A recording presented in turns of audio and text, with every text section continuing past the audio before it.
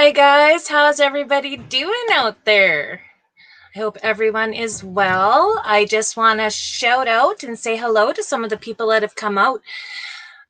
Bob, I got to tell you, I thought it was the funniest thing when you left a message 74 minutes before I went live. And then later commented on it being the longest 74 minutes. So I'm glad that you were looking forward to being here. I'm glad you made a point of coming to meet my guest today. I just want to also ask if anybody out there would like to support my channel, you can do that by just clicking like and sharing this live stream. And that truly is greatly appreciated. Van Life Rocks, thank you so much for moderating today. I hadn't even asked you and you just took it upon yourself to help me. That's how wonderful that you are. So he dropped the link to Timothy Keller Vandweller. He is my guest today that's on the show. He is a Canadian man that lives the van life in the most genuine way. He's been doing this for years. He's done his own builds. He's had his YouTube channel that follows his progress really closely. He's an awesome guy, really down to earth and really easy to talk to. So I am so lucky and so blessed to have him here today. Let me just roll through some of these. Van Life Rocks is here listening and eating. Yes, Bob, that was a long 74 minutes.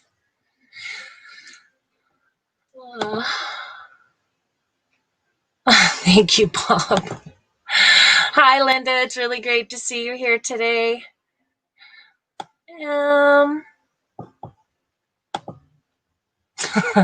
Very cute, very cute. Everybody's saying hello to everyone. Apparently, Ashes in April is here. Thanks so much, you guys, for popping in. Awesome. So I'm not going to wait any longer, and I'm going to bring out today's guest, Mr. Timothy Keller Vandweller. Hello, sir. How are you today? Hello. I am well. Thank you for asking. That's great. I really want to thank you so much for being willing to come on my channel and let me do a live stream interview to boot. That's greatly appreciated. Yeah, I've never done a live stream before, so I thought it would be a good opportunity to see what that's all about. I think when a person's doing a live stream interview and you're being the one, like the one that's interviewed, you have to have a little bit of faith in the other person, right? Because you would really hate to be put on the spot, or that's just how I would feel. I've only done interviews so far with people that I felt really comfortable with. That's probably a wise course of action. So now you're a Canadian man living in British Columbia. Whereabouts do you live? I'm in the Lower Mainland area, in Vancouver. Like So the that's thing about right along the west coast without being on the island? yeah, I don't go to the island very much. My particular situation is that I have children that live with my ex, and I see them a couple times a week, and I have a career, so I don't go anywhere. I'm like static. I'm like one of these weird van guys. I don't really travel. The farthest I've gone is literally an hour away from here to Chilliwack one time. I was actually Okay. I camped out with Line Screw One once. That's the farthest we went.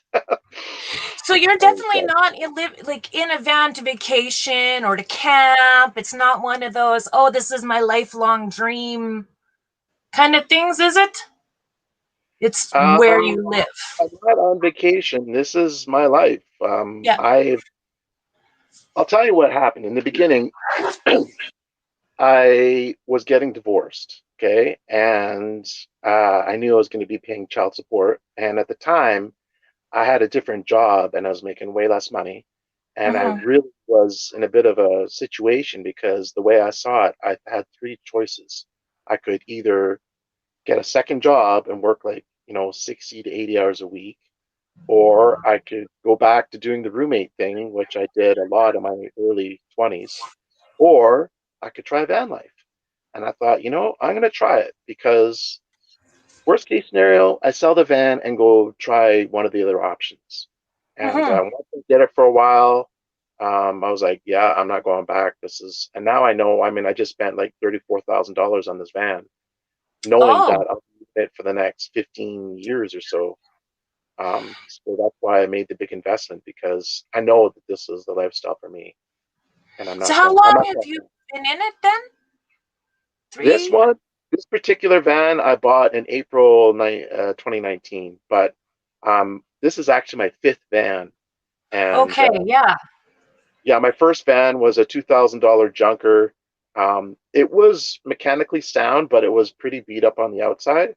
Okay. Um, but that was a 1999 E150 low top, and that was my first experience. And yeah, it was interesting. I found the first 3 months of living in a van, the very beginning, are in some ways, the most challenging, because you're kind of unsure, you're apprehensive, you're like, where am I going to park? That's a big one.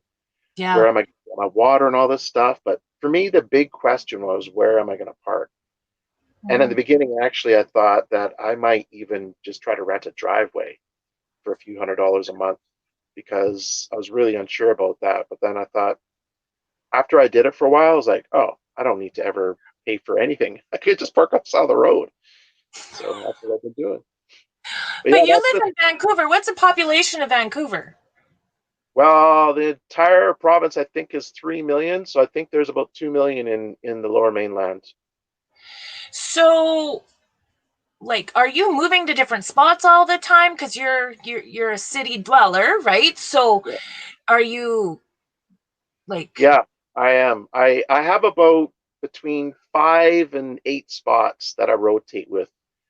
Some of them, like right now, I'm near my kid's house. I'm literally like 500 meters away from my kid's house.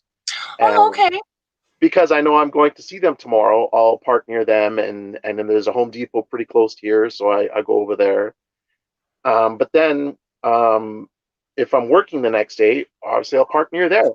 So I'm always rotating around, and there's different places. Like I'm having my Facebook group, Vancouver Van Life, are having a meetup at Spanish Banks on Sundays. So I'll be parking in my Vancouver, like downtown spot near the beach um, on Saturday night. So I have all these spots I rotate through. So, wow, you just gave me so many different things. I don't know which part I want to ask you first. You have van life meetups just in that area? Like, how many people come out for that? Um, it really depends. I mean, we've had maybe 20 or 30 people at the most. I changed the location last year. I was doing it at a park nearby, and it Mm-hmm. was um, not in Vancouver proper, but in Burnaby, a kind of suburb. And there's basically not very many people showing up. So I Okay. thought, you know what, I'm going to change the location, because the vast majority of Van people actually live in Vancouver City. Oh, That's where concentration is. And there's some really nice areas there where you can, um, like before COVID, there used to be Spanish Banks is a beautiful beach. It's really long, and there's literally a kilometer worth of parking lots. And before the virus hit, the gates would be open and people would park there overnight. And I think that's kind of pushing it. Um, they were I allowed wouldn't to stay personally there do that. overnight? Yeah, but they were technically not allowed to, but the police were kind of looking the other way. But I think that it's like I would do it once in a blue moon. Like if there's a meetup, I would park there, but I wouldn't do it. Like some people were parking there for like weeks at a time, and it's Oh. it's kind of pushing it. I mean, literally behind us there are like 4, 5, $10 million houses right in front of the beach, right? And Mm-hmm. you ever watch Justin Incredible's videos? He does a lot of his videos from down there, at least. I remember seeing when he had his ambulance, and then what was it, the step van that he bought after? No, I think he bought the Islander after the ambulance. I don't know. I can't remember. That's a bit fuzzy. I'm He's not come a through. very mechanically minded vehicle person, so if it was big and white, I probably thought it was a step van. Well, it's the one he painted purple, or he had a wrap done that was purple. That was his. And then after that, he got the box truck. That's what he's got now. Okay. I'm just trying to go back. I had a question posted, but I just want to find it again. I'm just scrolling through the chat. You guys bear with me. Oh, there we go. Linda Barker asked you, is your van stealth? If you're parked in downtown Vancouver, if someone hadn't noticed you there before, would they have known that you were living in it? If you have an eye for what a camper van looks like, one that's been converted, you would know that I'm living in it. I mean, you would think, wait, there's what are those aluminum things up there? Oh, geez, those are solar panels. And what's that big light thing that's sticking up? That's a roof vent.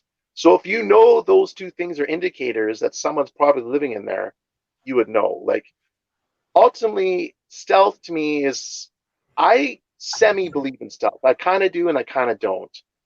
In a sense, what you're really trying to do, if you're trying to fool anybody, is you're trying to fool nosy Nelly down the street.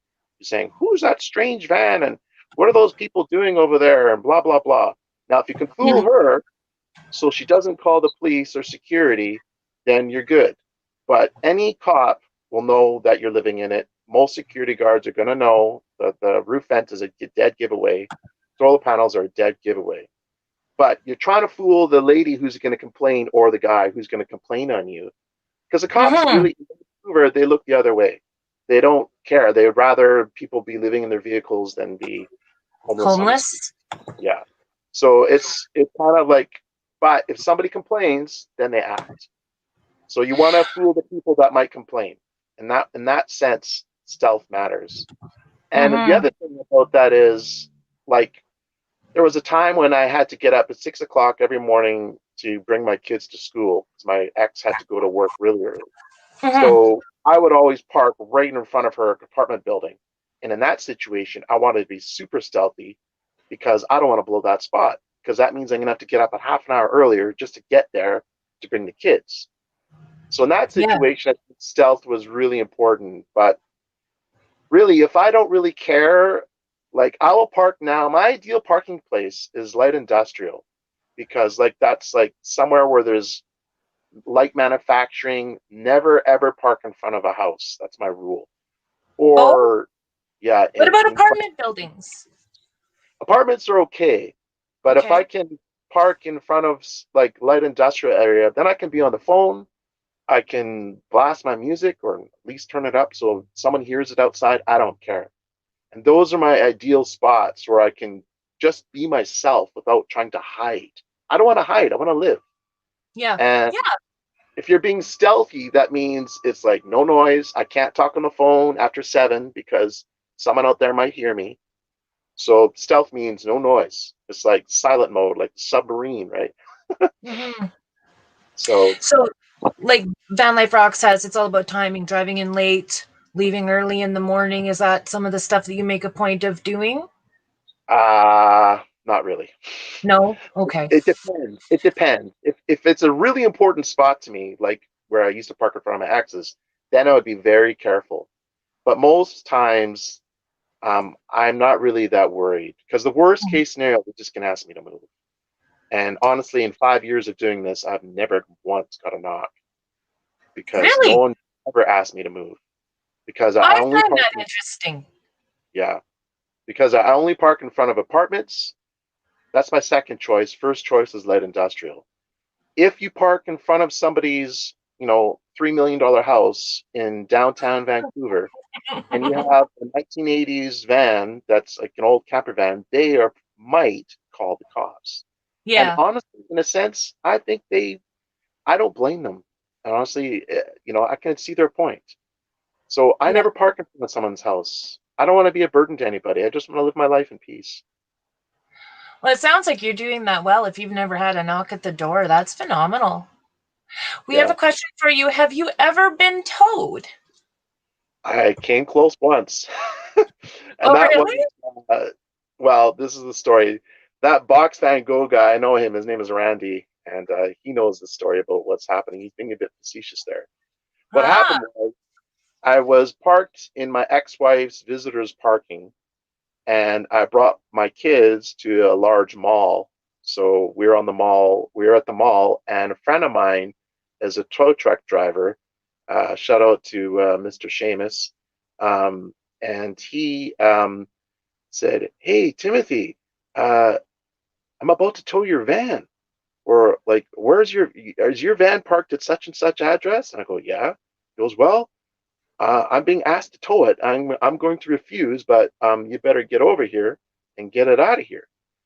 So I was like, I had to like take a bit 20-minute, 30-minute commute on public transit with my kids in tow, go all the way back to the van to move it. Because what happened was my dashboard has a parking pass on it, but it got covered somehow with a glove or something. And so it was partially obscured. They could still see that it was the right pass. It was bright yellow. But because the strata people are kind of, jerks, they got nothing better to do to like, they see that van in there like once or twice a week. They know that I'm visiting my kids. Mm-hmm.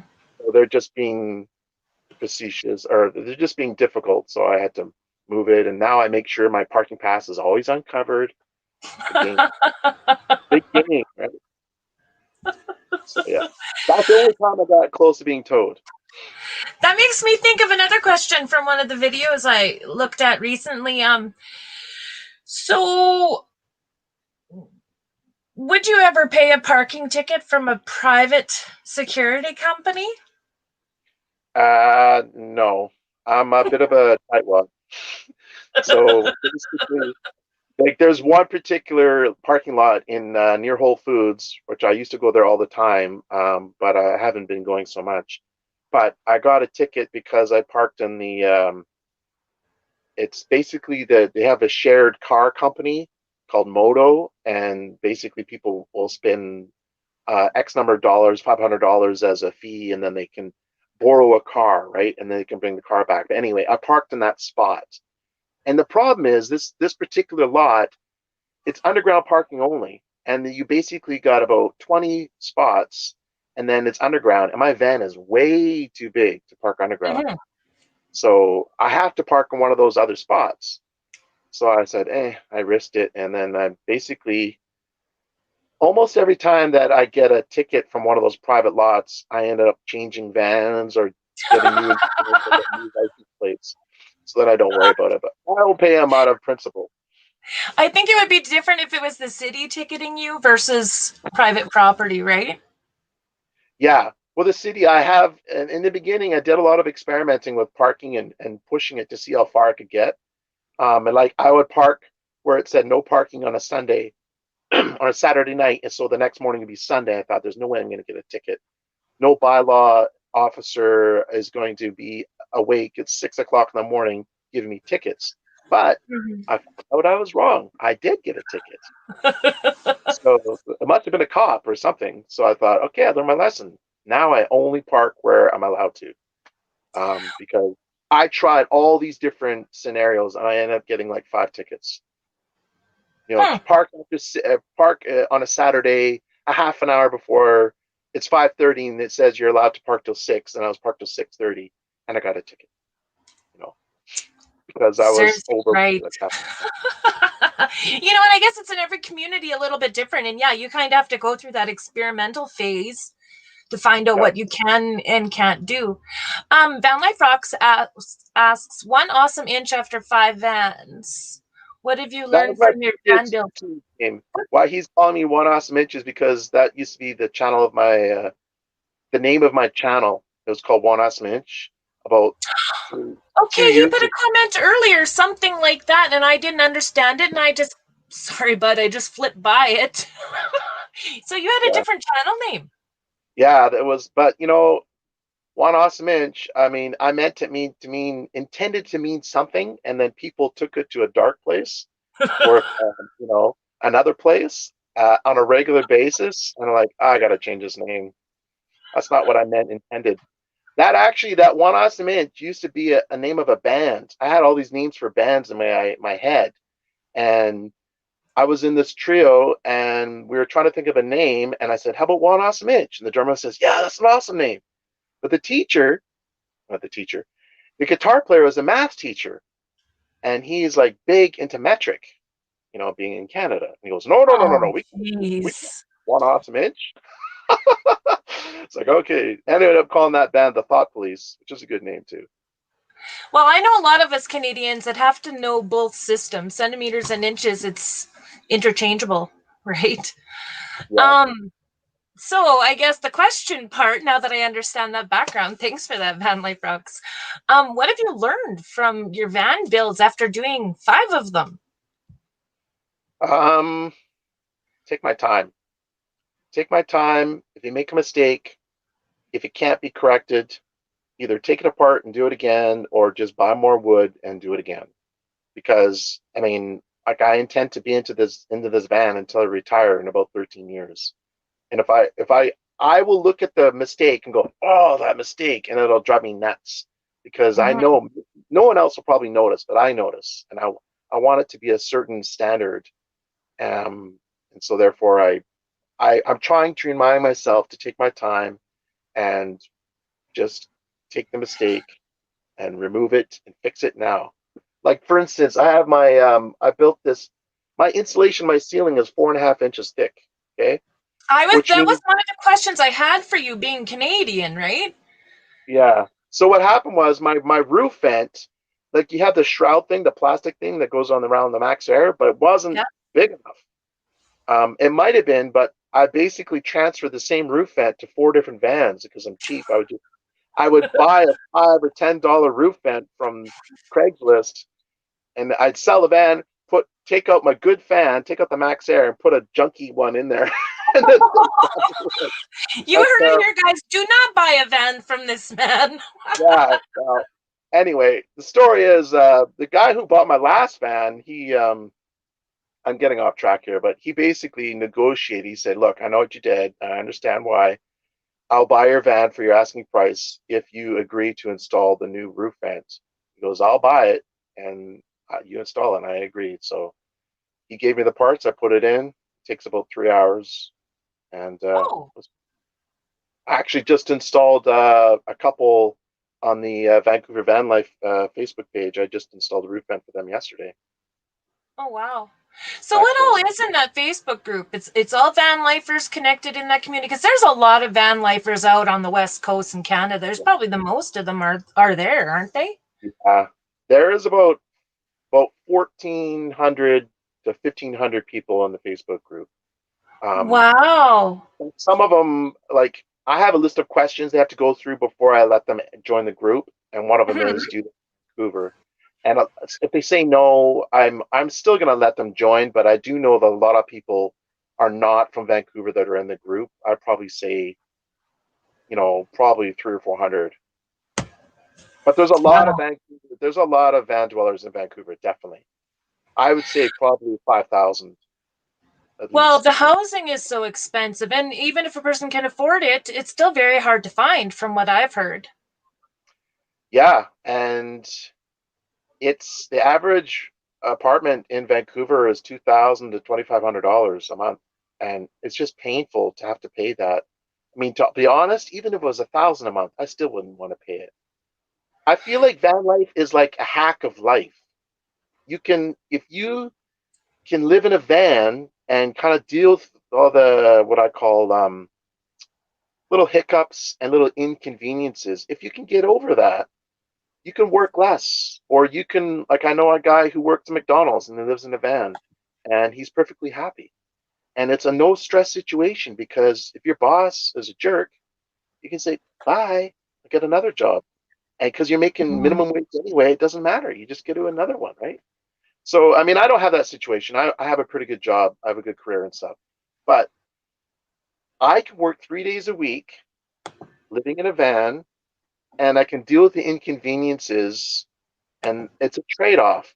So I got to get water every 3 weeks. I got to make sure I have water, and in the wintertime I have to make sure I have my propane, and you got to take the garbage out very often because I usually use like a Safeway bag, and then that's it. I throw it in the garbage, right?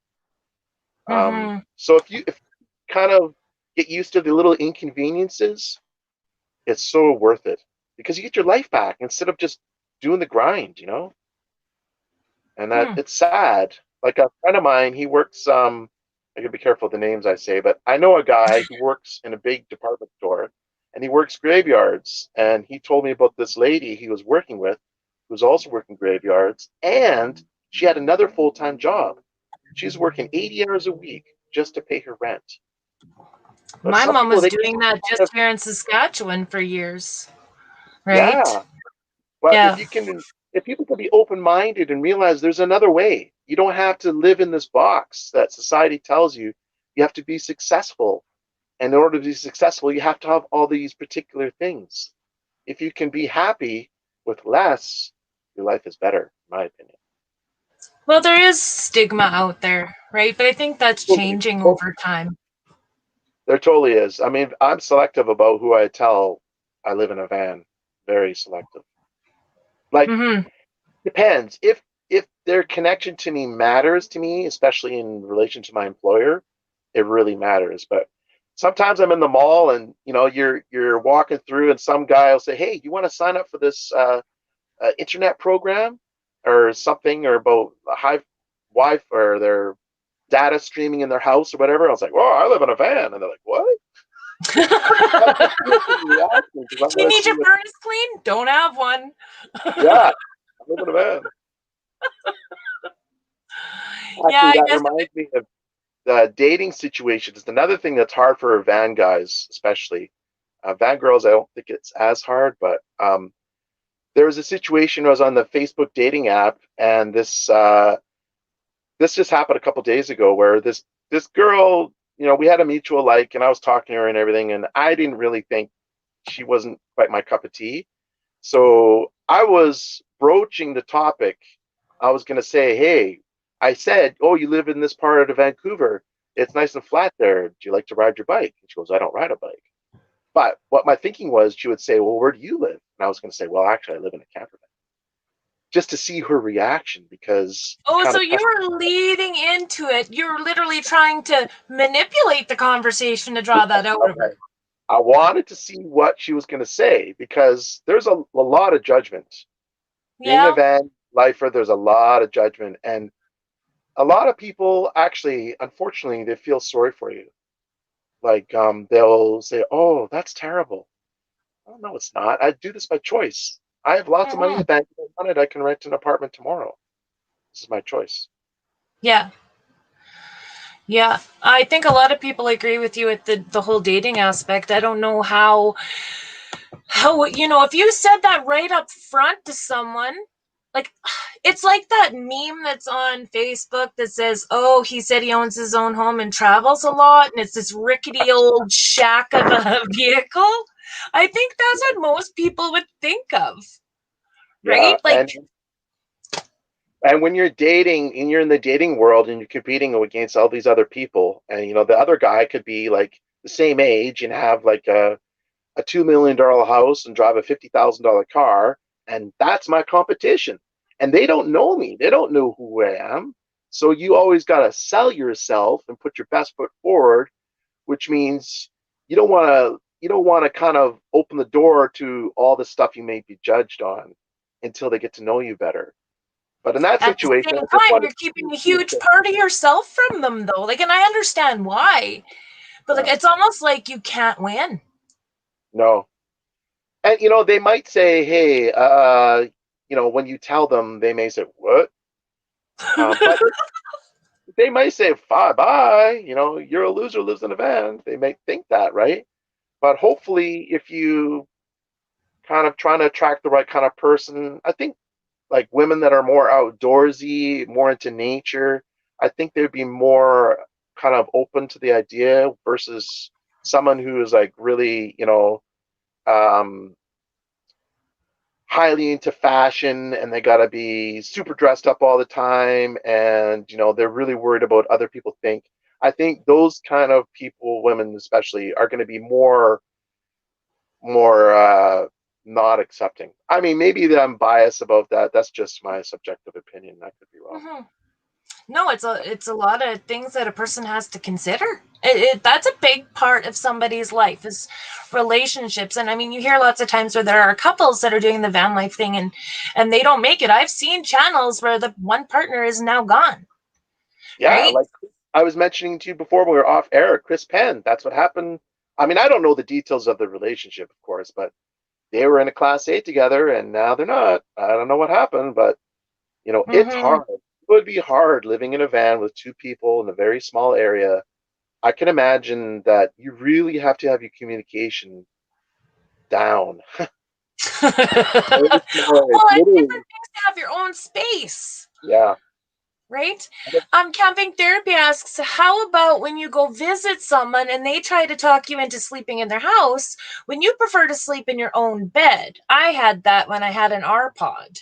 Yeah, yeah, yeah. That's not really a situation that happens to me very often, but I can totally see it. And Yeah, everyone would have a different perspective on that one too. So. yeah. But I'd rather sleep in my van. It's my bed. I got everything is the way I want it. I've Mm-hmm. been thinking. To me, like in order, like there's different levels of van life, right? Some people, like I know some people will live in a minivan and they'll have a bed, no heat, no roof vent, and it's winter and it's like 6 months of miserable weather in BC in the rain and the cold, and Mm-hmm. that's what we're doing. And there's other people that say, no, no, no, no, I have to have a Class B, I have to have a shower, I have to have a composting toilet, and I have to have all this stuff. And different people have different levels of comfort, but for me, it's about really minimizing the inconveniences. Like before COVID, I had 20-liter water container, and I would just when it was empty once every 2 weeks, I would go fill it. But then COVID came, and then all the water machines at the Canadian Tire, Walmart, Oh, Safeway, yeah. they closed them. And because it was winter, all the spigots were turned off. So I basically said, I need to increase my water supply. So I got another container, and now I can go for longer without having to worry about that. But I yeah, saw in one of your videos, doing your laundry was another thing that I never thought of because I haven't been full time yet. yeah. The COVID good got thing in the with way of underwear, that. I gotta have lots and lots of underwear. I can push a shirt for 2 or 3 days, but not underwear. It's got to be changed every single day. I was gonna say Oh, I've seen your underpants, but that's because you were washing them in one of your oh videos. yeah, yeah, that one. That's true. Yeah, I was trying to stretch it to not to go to the laundromat for another 2 or 3 weeks, so I just wash them in a bucket and then hang them out a little bit. My screen on my computer turned off, so I'm using that for light, so I'm gonna turn it back Okay. on. We have another question from Box Van Gogh. Has van life changed you? If so, can you say one of the ways that it has? Has it changed me? I don't think it's changed me. Uh-oh, did she go away? Am I the only guy on here right now? I'll answer the question. Hopefully she comes back. I'm still here. I Oh, don't know what I what happened? thought. Press the wrong button, did you? I don't think it's changed me. I think it's made me appreciate like I was just talking about dating a little while ago, and I'm really on the fence about whether I even want to date again um, in the long term because I really like being alone and being free. And I had a pretty rough marriage in the last. I mean, I was married for 19 years, and the last 2, 3 years was really bad.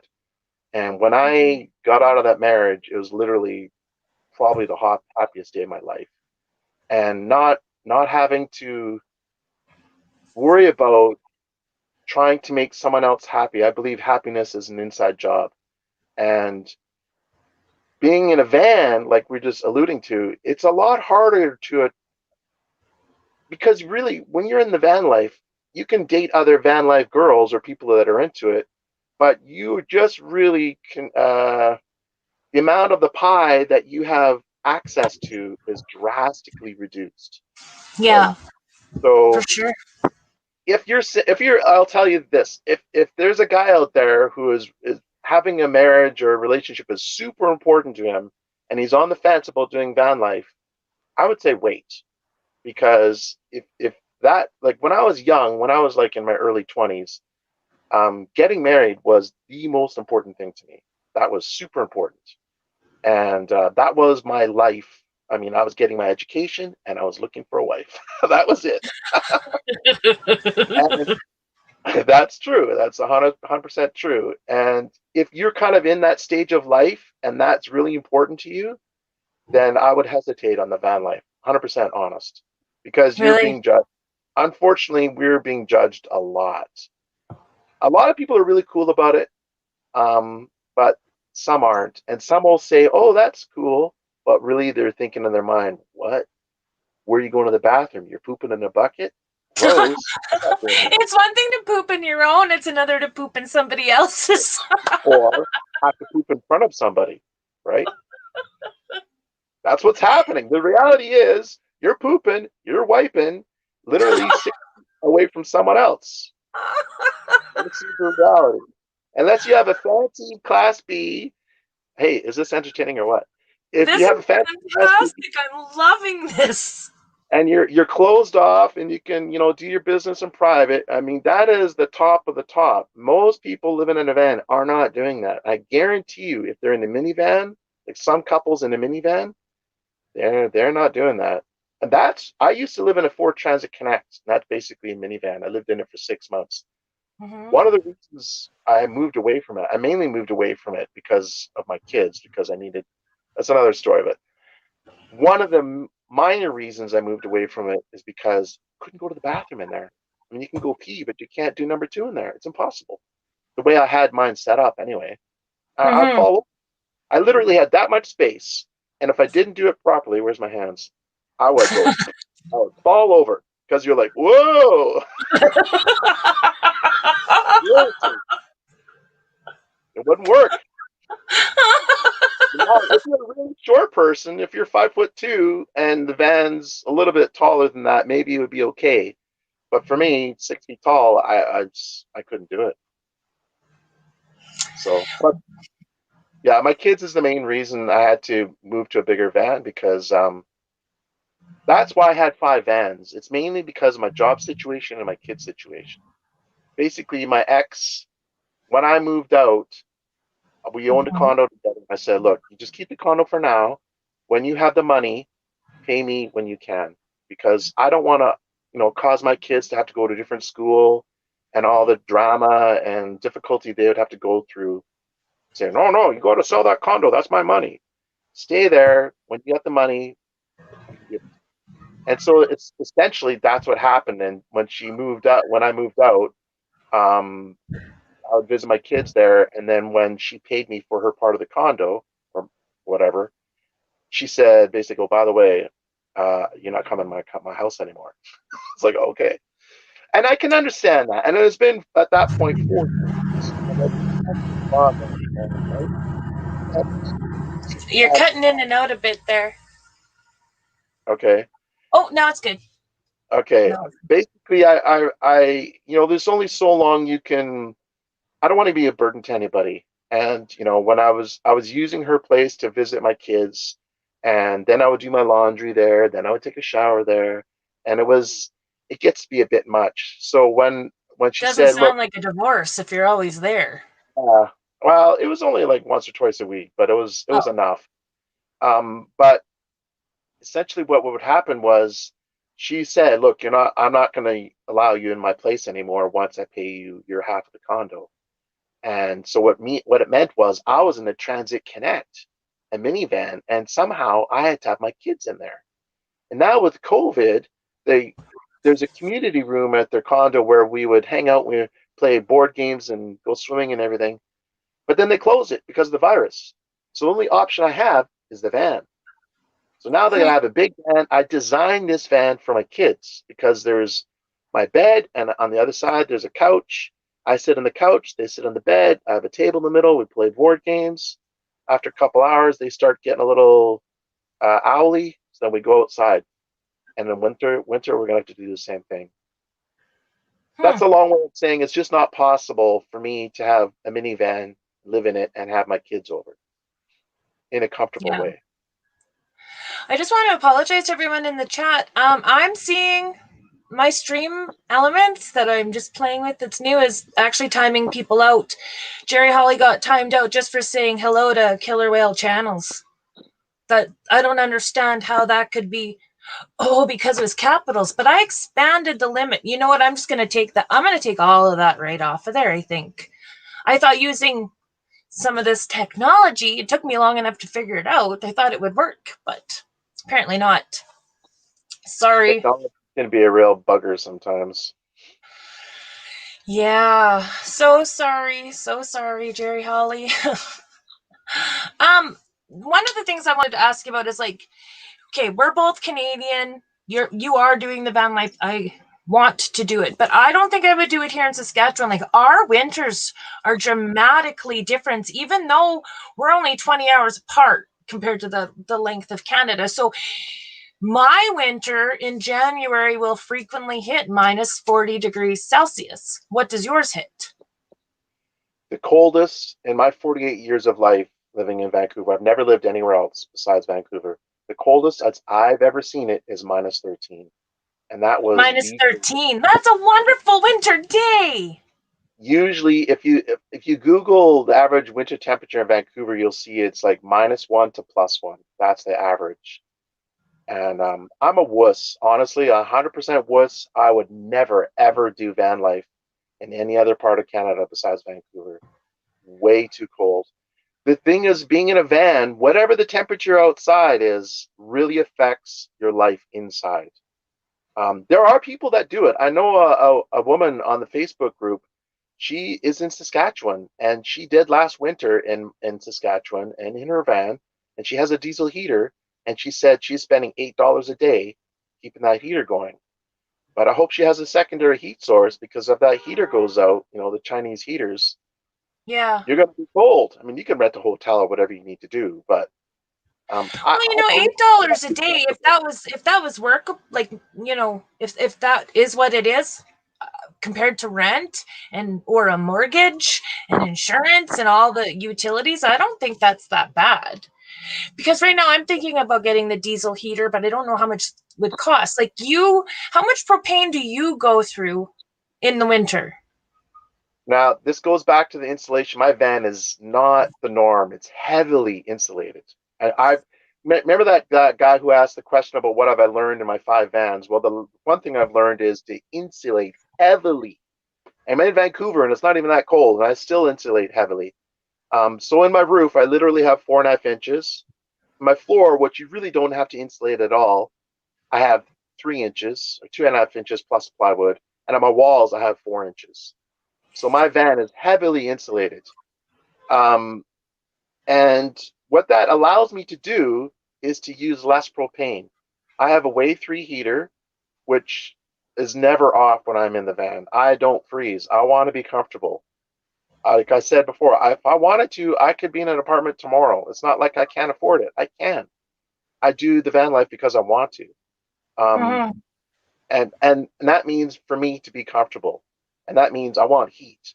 So all the time, my heater is on. My Wave 3 is on at 1600 BTUs in a high top van. It's enough. Now, my second van I had was a high top van, but it wasn't nearly well insulated. I didn't build it. I built it. I bought it. It was 3/4 finished, and I just added a little bit of insulation, but not much. And that was the winter when it was minus 13, and I froze my butt off. Same heater and same high top situation. But I literally had to have 3 sleeping bags, and I was freezing with my heater on. And what I would do is I'd literally lay on top of the sleeping bags for a half an hour so my body heat could warm them up enough so I could get inside and not be freezing. Once you're under the covers, you're fine. It's no problem, even at minus 13. But it's just not comfortable, and I wouldn't want to do that in the long term. So that's why I really strongly believe in insulation. Long way of Mm-hmm. saying I can get away with 1600 BTUs, and that basically means I have to refill my propane tank every 2 weeks, and it's $17 every 2 weeks. Just going to interrupt you for 1 second. I just went back into my stream elements and I stopped it. It is going wonky today. It took a wrench from a moderator. I am so sorry to everybody that's having a hard time communicating today. I think it's shut down, or it should be shutting down right away. I will practice with somebody with that one tomorrow. Anyways, Sorry. We have another question though. Are you in a hot climate? Can you run air conditioning? I'm not in a hot climate. It gets hot here maybe a month out of the year, and by hot I mean 30 Celsius. It really doesn't really ever get above 34. I don't know what that is, like 85 or 90 Yeah, Fahrenheit. about 90.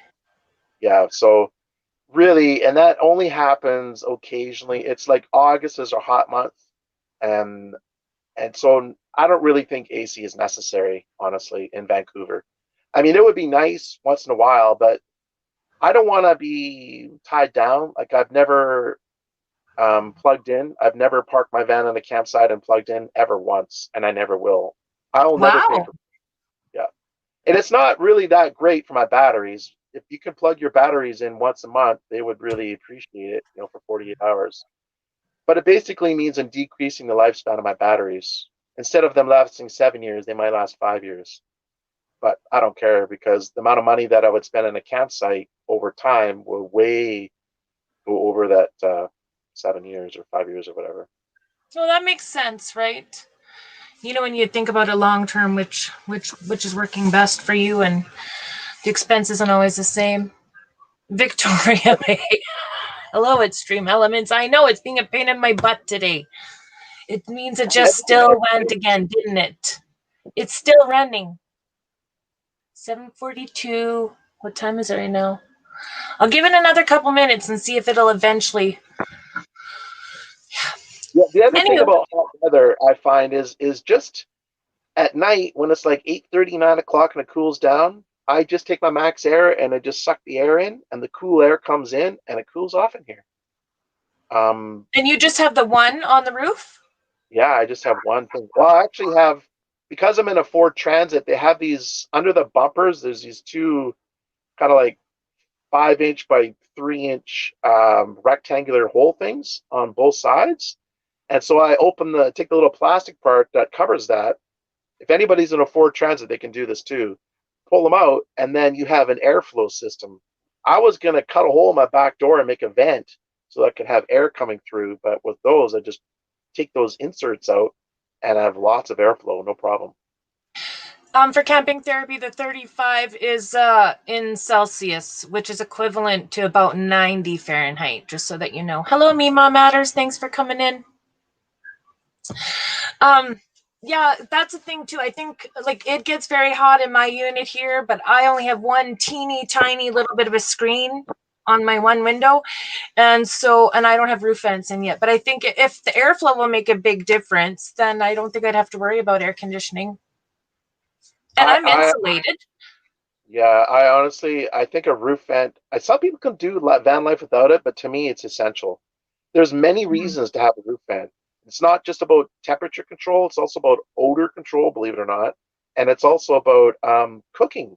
When you're cooking, and like I'm a vegan, so I eat veggie dogs and stuff or whatever. And if I'm cooking them, if I don't have my roof vent on maximum, the next morning I'm still smelling the stuff I had for dinner last night because it's saturated the walls and the air.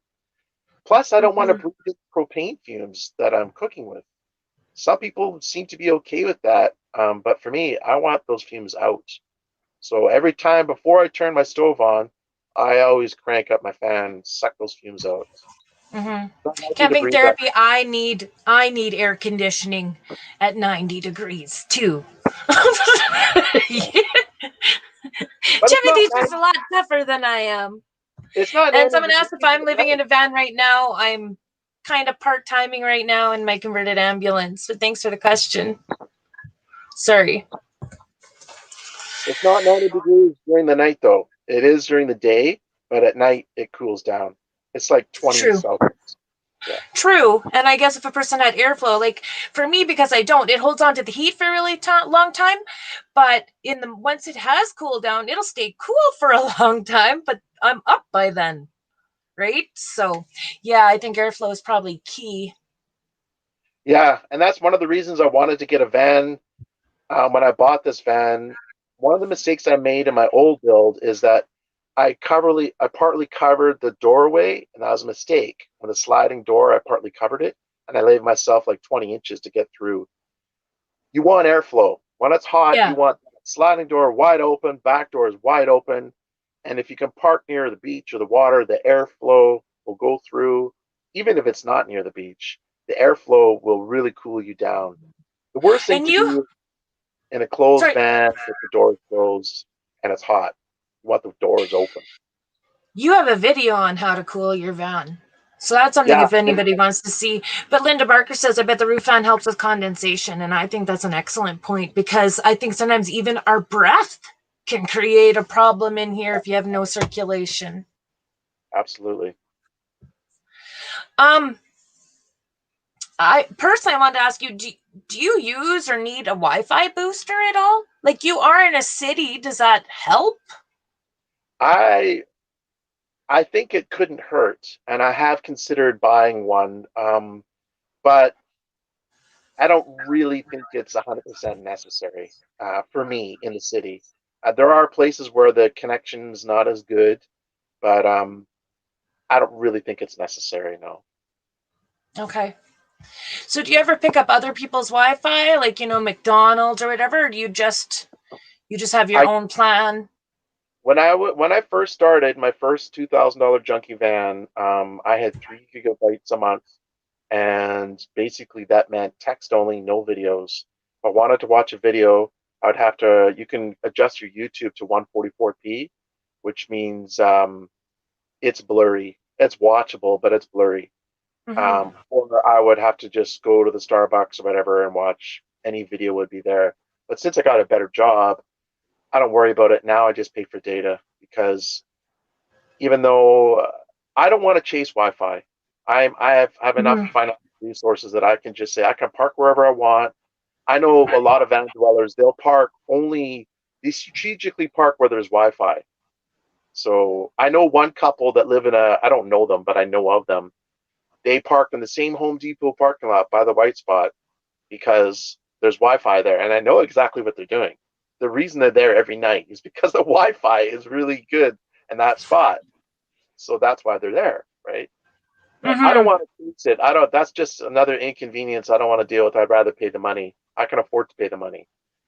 In the past, I would just have to go to the mall or the Starbucks.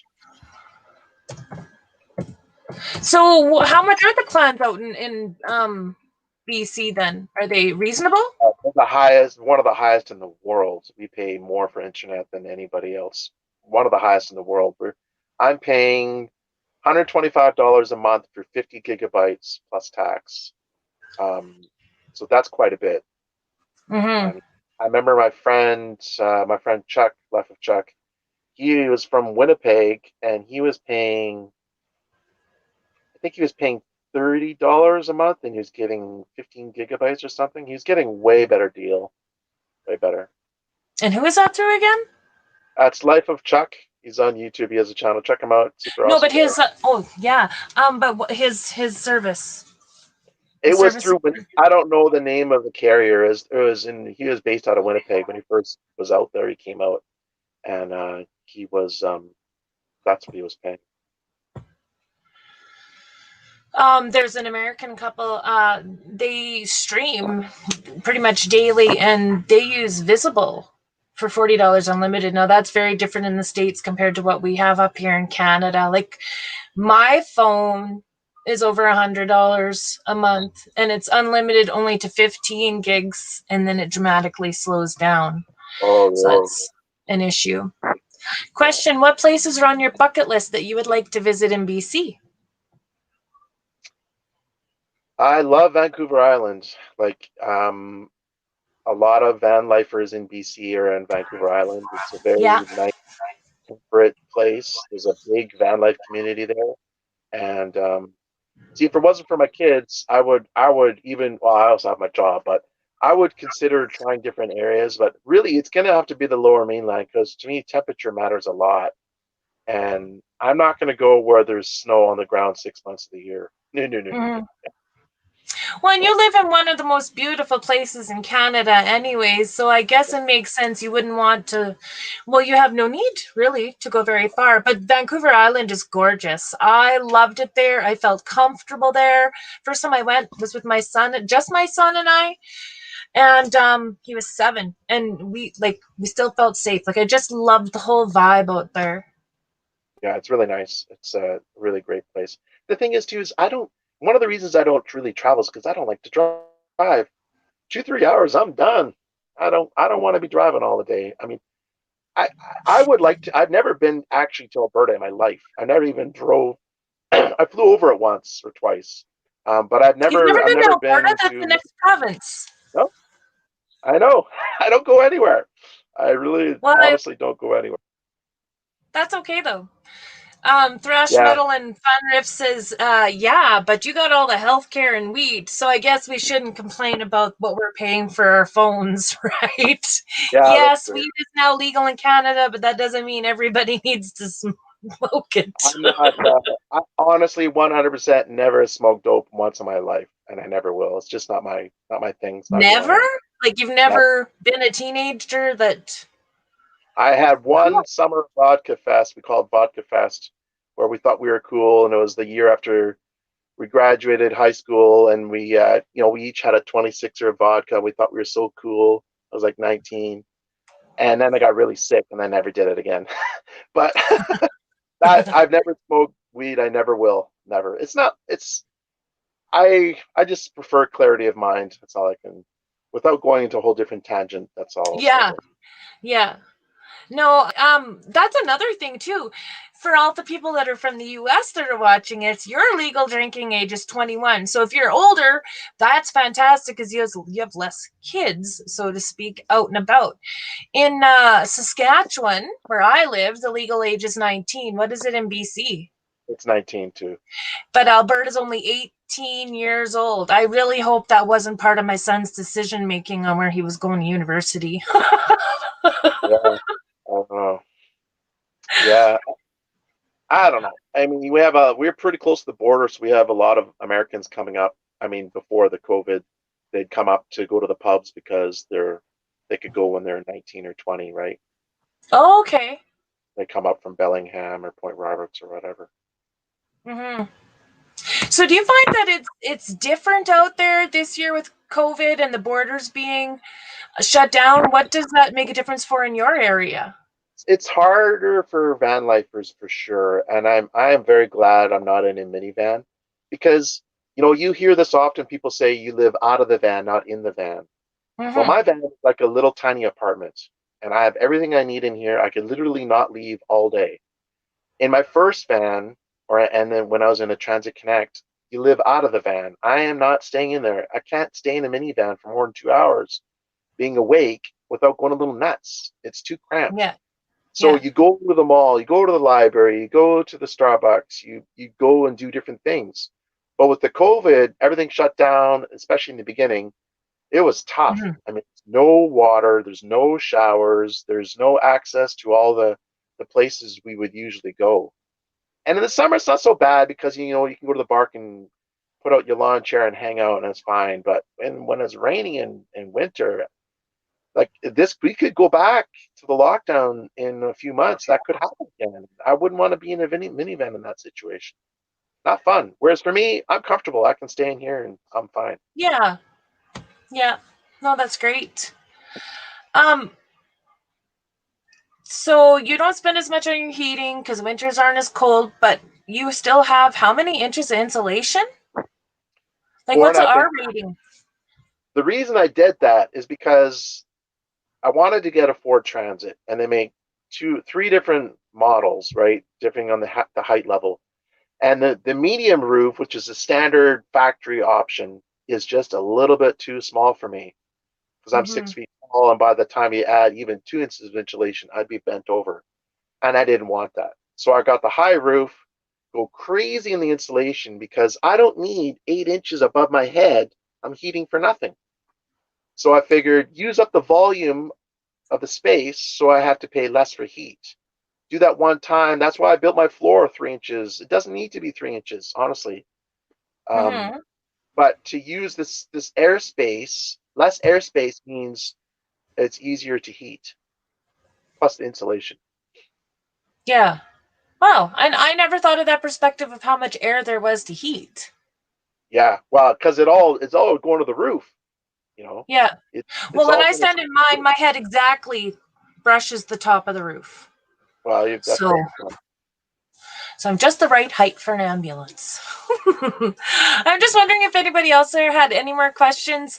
Again, I apologize for all the stuff that was going on with this bot thing that I was using. I will not use it tomorrow. So, no matter, So, Grandpa. Hello, hello. Good to see you here. so you're just starting your transition. You think you're going to be moving in permanently soon, or you're just kind of thinking about it? Well, it's difficult. Like I bought it to deal with being alone, right? Like I have in my house, I have 3 bedrooms up, 2 down. I have 2 bathrooms. I don't need that for myself, right? So I Right. was considering putting my house for sale and getting an apartment, and then I'd come across the van life stuff, and well, that would be great too. But I have a really good job that I don't want to lose. Like I would like to do things like you're doing it, but because I'm in Saskatchewan, the weather is much too dramatic of a change to be able to function that way. Yeah, Plus, it's really honestly, for me, I would have to get used to other people's opinions. That's something that it's a process to learn to shake off, right? yeah. As long as the most No, important people are there, that's all that matters. So, yeah, you have to uh, be selective of who you tell. Some people I'm very open with. Other people I just like, especially if it's anything related to my employer, I don't say nothing. I honestly, the other day, well, not the other day, a little while ago, I was walking back to my van in the parking lot, and there's this two ladies there that I work with, and then the one goes, "Hey, do you live in that thing?" And I go, "Live in that thing? Huh, in my dreams."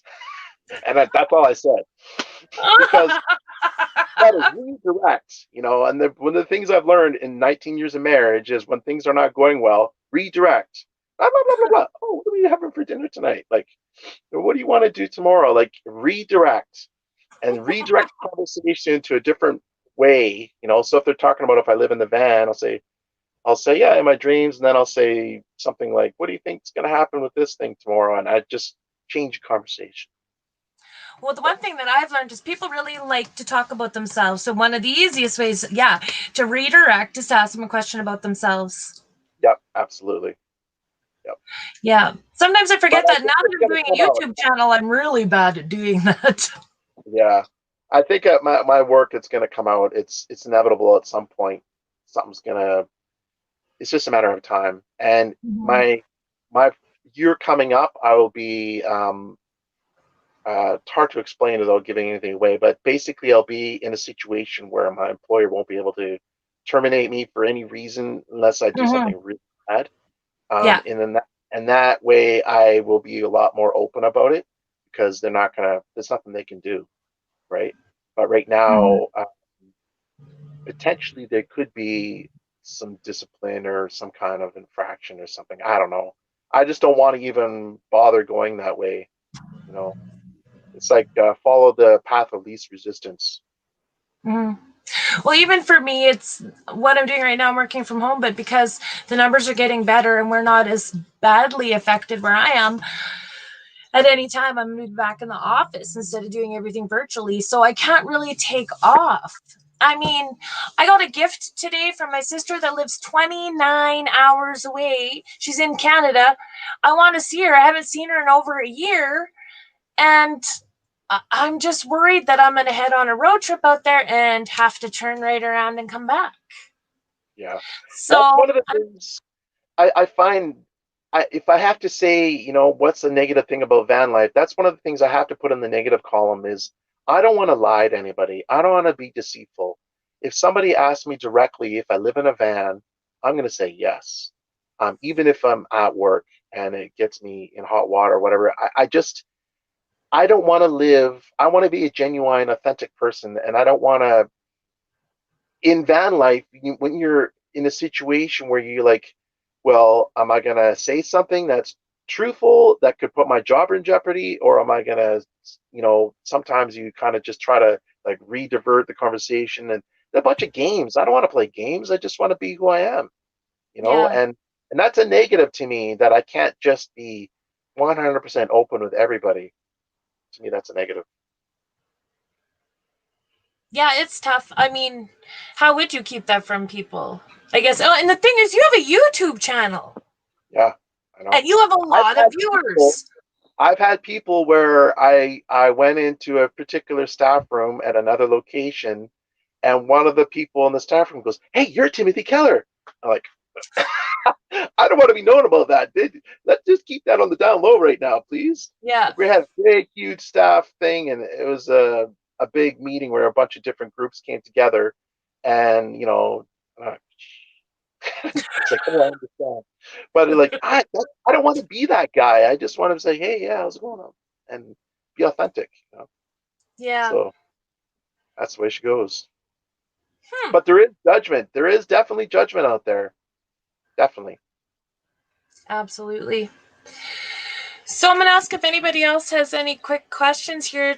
I think we've run over that hour mark. How you doing? You hanging in there? I'm fine.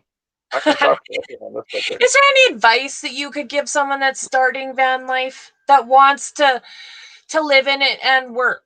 Like, I think there's different challenges for people that are not working full time in a location, right? Like, I mean, you have a particular place you work, you live in a van. I think What helps you the most? if you can look at the long term, um, like for example, I one of the Facebook groups, someone was saying they don't know what to do. How are they going to build their van while they're living in it? Their lease is up, and blah blah blah. And I'm saying, look, the sooner you can get into the van and stop paying rent, the more money you can invest in the van, or the sooner you're not paying rent, with just poof every month, that $1,000 or whatever it is gone, and it's not doing you any good, to Mm-hmm. just say goodbye to that money. So the sooner you can make the transition, the better. It can be uncomfortable, especially in the beginning when you need to have a good bed. That's essential. The two main things that are really essential to me are a good bed and heat. Everything else is doable. You can drink from a 4-liter container. You can make a kitchen out of some boxes with a piece of wood on top. I've done that before. You can just make do, but it's a little bit not ideal because it's not comfortable, right? Like a Mm-hmm. long time ago when I was with my ex and we were shopping for bicycles, and the guy was a pretty good salesman, and he basically said, look, you want your wife to have a good experience riding the bike. If you buy a junky bike, she's going to have a subpar experience, and therefore she's Oh. not going to ride it because it's not a good experience because the bike is not good. And you can kind of make the same analogy to van life. If you're really roughing it, is this really an authentic van life experience versus someone who has Mm. a really good foam mattress or really high quality bed, who has ventilation, who has heat, and can count on the van starting every time. It's not a $500 junker. There's some Mm-hmm. argument said for those things. Yeah, to keep it simple. Now it depends. Some people are like they have to have the top of everything, and some people say I have to have the $1,000 compost toilet. Other people are like, well, I'll just do the bucket with a plastic bag, and different strokes for different folks. But there are some really fancy van builds out there that from the outside a person would have no idea. Yeah, yeah, Yeah, and some of the van builds really are nicer than some homes. yeah, Yeah. yeah. And getting back to the stealth thing, if you have a nice van, which is not a derelict old beater, people are much more open to being in their neighborhood versus, if you have the $80,000 Sprinter done up to the nines, right? People say, "Oh, cool adventure van," versus some, 84, Chevy Vandura camper van with the outdated everything, right? And it's got half rusted. Someone said, "Get that eyesore out of me," And Yeah. it doesn't. You're still living in a van, but it's the perception, it's the judgment, it's the image our society has. Well, and Mima's got a point too. Sometimes the vans are a lot nicer than those great big RVs. I mean, I wouldn't want to be in a great big RV for myself. I mean, yeah, it'd be great if I wasn't moving around a lot. And it's great, I think, for the size and everything to live in, but I can't drive it. I don't want to park it, you know. My personal opinion is I will never go bigger than a standard van. The bigger it is, the more stress it is. Um, Mm-hmm. yeah, in terms of parking, in terms of maintenance. If you have a vehicle that's not a regular Chevy or Ford or Dodge engine, there's different limitations of where you can get it fixed. When you have a bigger vehicle, like a big Class C even, it's a lot harder to heat it. You're going to be, because with the radiant heat, like the Wave 3 or the Buddy heaters, they're radiant heat. So you basically have 6 feet of warm area. And then if you go 6 feet farther on, it's cold. That's a The good point too. drops drastically, unless you want to have another heater over there. Or if you have, a diesel heater, it's going to be running more cycles. It's going to be using more fuel, and it's going to be using more power because every time it kicks on, it's going to use the fan blower motor has to go on. And if it's in the winter and you have limited options for power, it's all connected. Everything in the van is connected. It'd be really hard to try to pull off stealth in an RV too. I mean, even in a lot of communities, you can't leave your RV in your driveway over the winter because there are Yeah, bylaws against it, right? yeah. Yeah. It's a different way of living. It's a different way of thinking. Now, it can be done, I should say. You can, especially if you're retired, I think it's a lot easier. If you don't have to work and you don't have to worry about where you park, you can find lots of light industrial, at least in Vancouver, I know, or the lower mainland, I should say. There's lots of areas I know that you could park an RV and be okay. Like light industrial is perfect. Mm-hmm. You got to rotate your spots. That's the thing. You don't want to stay there for a week, 1 or 2 days maximum, and then move. I have one more question for you before we go. What is Sure. behind you to your right? This way. Yeah. I made this is my tea kettle. So it's like a 600 milliliter tea kettle because sometimes I get lazy and you make your pot of chili or whatever and then you don't want to clean it. And the next morning you got all this gross chili stuff to clean out before you can make your coffee. I'm like, oh, what a pain in the neck. And my eyeballs are hanging out of my head. I'm like, I gotta Mm. make some coffee here. So now I apply the kettle so I can make coffee before I clean the gross pot. But I wanted a place to put it because the spout is just kind of an awkward shape. So this is kind of the ideal spot. And then I have my, every nomadic person should know about vinegar water. There's some soap in here too. But vinegar, easy access. And then I have my water bottle so that I can, I'm always grabbing them. So it just uses space more wisely. Well, tell us how you do your dishes. Do you have a sink? Vinegar, no sink. I had a sink in my first van and I learned I didn't need it. Um, I have a funnel that's literally 5 inches. I used to have a funnel that was 2 inches.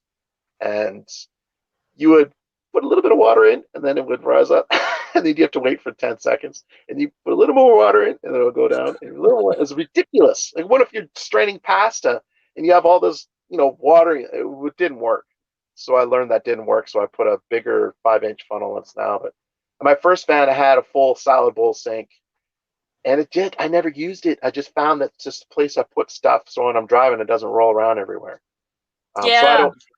I just use my spray bottle when I'm doing dishes, and I just spray my dish. If it's got a lot of goopy stuff on, I use paper towel, wipe it, and then spray it, and then wipe it again, and it's good. Really saves water use. Well, especially too when everything was more difficult when COVID first hit and you had to restrict your water use. I mean, could you imagine if you were trying to use a sink at that time too? Yeah, Yeah, that would have been pretty yeah, tough. But I think there are a lot of people that do that. I mean, Van Life Rocks doesn't use a sink. Linda Barker doesn't have a sink there either, right? And I do. I put one in here, and it is exactly like you said. It is a space holder for when I drive for things that might move. yep. Got to So put those you have panels. no gray water. You have no gray water or anything to deal with in your van. I used to. What I used to do is I used to use because I'm vegan. I drink soy milk, and I had this soy milk kind of like a 2 liter container, and I would have a funnel, and I would pour stuff into that, and then I would just throw the soy milk container out anyway. But because I'm in the city all the time, I can just dump the water on the ground. I mean, this toothpaste water, I use the biodegradable soap. If I was in the forest or in nature, I wouldn't want to just dump the water on the ground, but half the time on the side of the road or in a parking lot or whatever, it really doesn't matter if there's like 300 milliliters of water going onto the ground. So, and it's raining half the time anyway, so it's just nobody can see it or whatever. It doesn't matter, honestly. So it's one, like I said about inconveniences, it's just one less inconvenience I can eliminate. Because now I don't have to worry about dumping gray water. You know, Yeah. Yeah. that's another reason I would never get a Class B or a bigger RV. I never want to have to deal with a black tank. And you hear all the horror stories that happen, and no, thank you. I don't want to deal with that, and I don't. And because I know that I don't need all that extra stuff in a van that's not going to get used, and it just weighs weight and takes So up do you more feel like space. you've simplified your build each time you've done one? No, not necessarily. Besides the sink, most stuff has stayed the same. In fact, in some ways, I've increased the complexity. Like over here, I built nothing but cupboards above my head. I literally have 10 plus 6. I have 16 feet of cupboard space. That's a foot high and about a foot deep. So I vastly increased my storage because I figured even if I don't use it, it's nice to have the space. Yeah. Like the other day I was thinking about buying a weed sprayer so I could, wash up outside. But then I thought, do I really need it? I could just really use a spray bottle. Instead of pumping it, and then spraying yourself, why not just use a spray bottle? I already have it, and it uses less space. So that's what I'm doing. Wow. But then it's nice to have the space because just living, you need space. Like as a minimalist, I try to live with as little things as possible, but at the same time, just to live, I want a fan. Like I have two fans to blow on me when it's hot out, and when it's wintertime, I'm gonna need a place to put that fan. So now I have the space to put it, right? Yeah. I see some people build their vans or whatever, and they don't give themselves enough storage space, and then they're constantly doing the van shuffle. They're moving this over here to get to that. I don't want to do that. It's Yeah. about minimizing inconveniences. Well, even with that shelf that you have beside you that holds that little thing for in the morning, I mean, that's perfect. Right? It's Yeah. all about how are you living and what is most convenient for you. And because it's an awkward shape, like the tea kettle, to try to dig it out of an area, it's going to use way more space in an awkward way. If everything's kind of square and it just fits in, that's different. That's easy to store that, right? That's like I've showed you off air about my. I get it out with a hit my head. I got these packing cubes. Sorry about the noise. And this That's is an okay. awesome idea where you can use packing cubes and you store your stuff. Basically, I built my cupboards to fit the packing cubes. Each packing cube is 3 inches in depth. So I have three packing cubes, which is 9 inches. So that's how deep I built the cupboard on this side. The other side is 12 inches. So, and I can get 6 packing cubes in one spot. Now, I'm not 100% dialed in the exact situation how it's going to be really effective yet because the problem is it ends up being more bulky than 3 inches. So, that's but packing cubes are an excellent way to try to compartmentalize your stuff. And one thing you can do, what I plan to do, is itemize each packing cube. So that's why I got a light color. I can get a marker and just put like the number 1 on here, and then have like a spreadsheet or a piece of paper, and then I'll say, gee, where is that battery charger that I need? Well, let me check my list. Oh, it's in packing cube number 3. So I go to packing cube number 3, unzip it, there's a battery charger. Instead of going, where the hell is that thing, and digging through all these boxes and going, oh my God, it's a mess. There's Yeah, but some way. you'd have to be more strict with yourself. Like, I couldn't do that because I've tried. And then it's like, well, I didn't put it away right away, or I'll just set it over Yeah, here for now. yes, it requires some discipline. Put it away Yeah. right away. Goes Yeah. back to Discipline, packing no. cube number 3. Pardon? It has to go back into the proper packing cube, otherwise it doesn't work. Well, that's where you have to know yourself, right? I found out, I thought I was responsible enough to do that, but no. I mean, the few containers that I do have are clear. They're see-through. I don't have to refer to anything. I just look at it, Yeah, and it's just easier. But I mean, I do use some containers for organization, though. But I have and tons of storage space.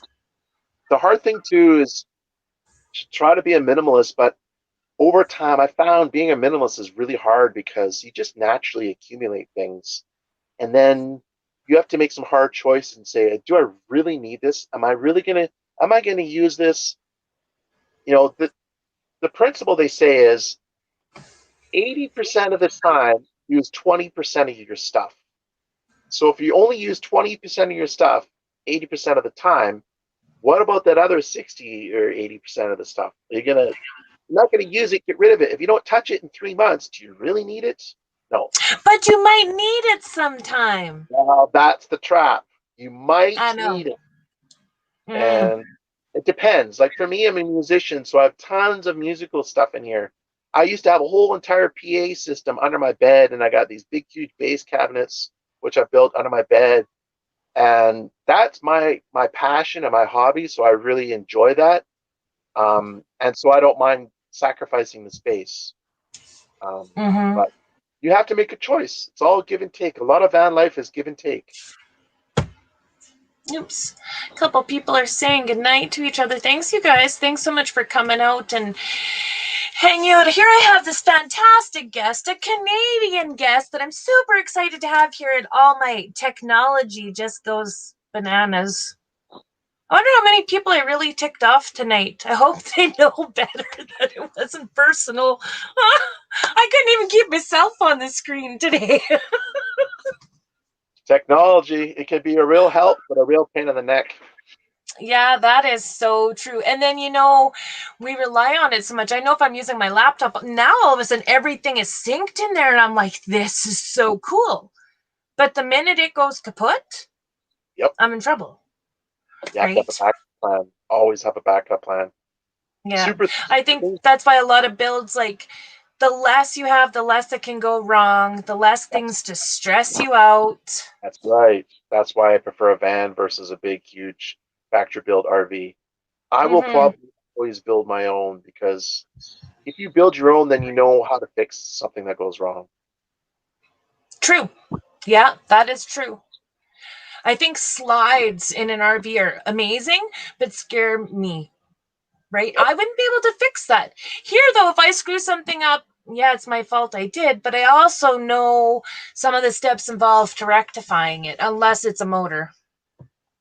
Yeah, yeah, yeah. And every machine at some point is going to fail. So, and the rubber on those slides is eventually it's gonna get old and worn out, and it's gonna fail. It's just hopefully get a long life out of it, but you know, it may not last forever.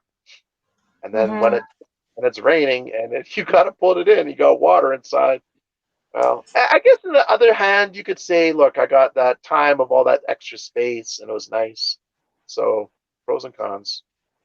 Well, now just think about it. If you date and you bring her over, you got lots of room for her. She's like, oh, there's so much more room in here than I thought there was. Yeah, yeah. But then you gotta also, where are you gonna put your slides out? You have to be in an RV park, or I'm not gonna do it on the side of the road.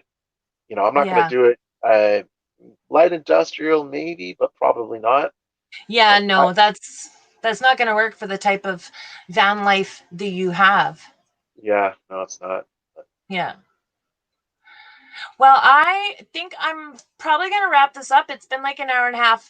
Don't you leave, because I'm just pull yourself to the bottom of the screen, and then I'll chat with you a bit after the show. But I want to thank you so much for coming out and being here, and hanging in there with all my little technological glitches, and you're very interesting, and I feel like we really got a good chance to really see more of your personality having that one-on-one discussion. That was pretty cool. Yeah, thank you. Yeah, thank you so much. Yep. So I'm just going to say goodnight. Sounds like the storm is just starting out here. I can hear it on my roof. I want to thank everybody so much for coming out.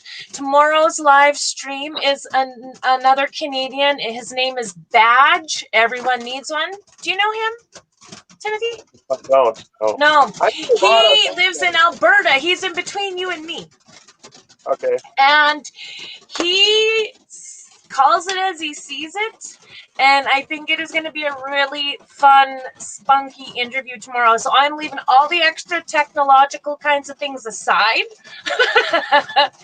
And I look forward for you guys to come back. Hopefully it'll be a lot smoother. I'm sorry for anyone that lost wrenches and the glitches where it timed out. And the slow mode, someone else commented in there. Thanks for letting me know that. I'll fix that too.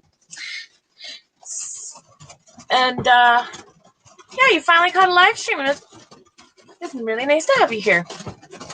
All right, I will see you all later. Take care. Much love. Bye, guys.